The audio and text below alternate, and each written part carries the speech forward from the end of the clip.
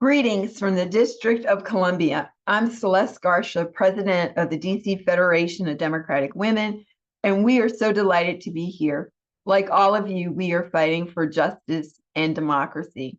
Unlike you, we are also fighting for statehood. We are not a state. We do not have voting representation in either house of Congress, and we pay taxes just like everyone else. So we have an uphill battle in front of us, and the Congress has introduced legislation in both houses to repeal the DC Home Rule Act.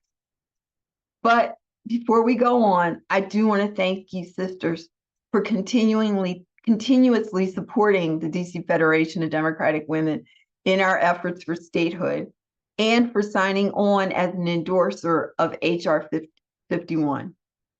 To help you better understand the challenge we are facing, I am pleased to present one of our two senators, Paul Strauss.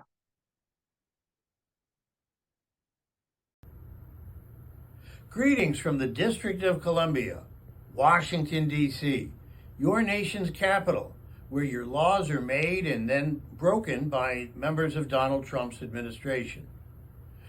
The biggest issue facing us right now is protecting our home rule and local self-determination.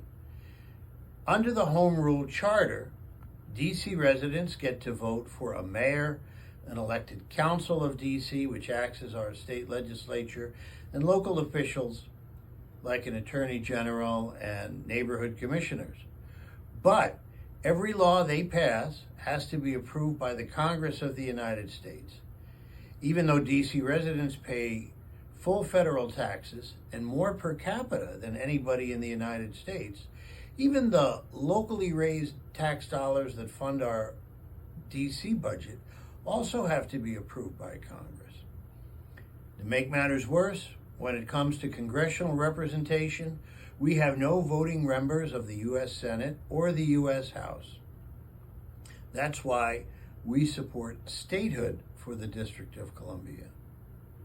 Once Washington, D.C. becomes the 51st state, D.C. residents can take their place equally with their fellow American citizens, be represented in Congress, but more importantly, have the kind of self-determination and autonomy that residents of the 50 states enjoy.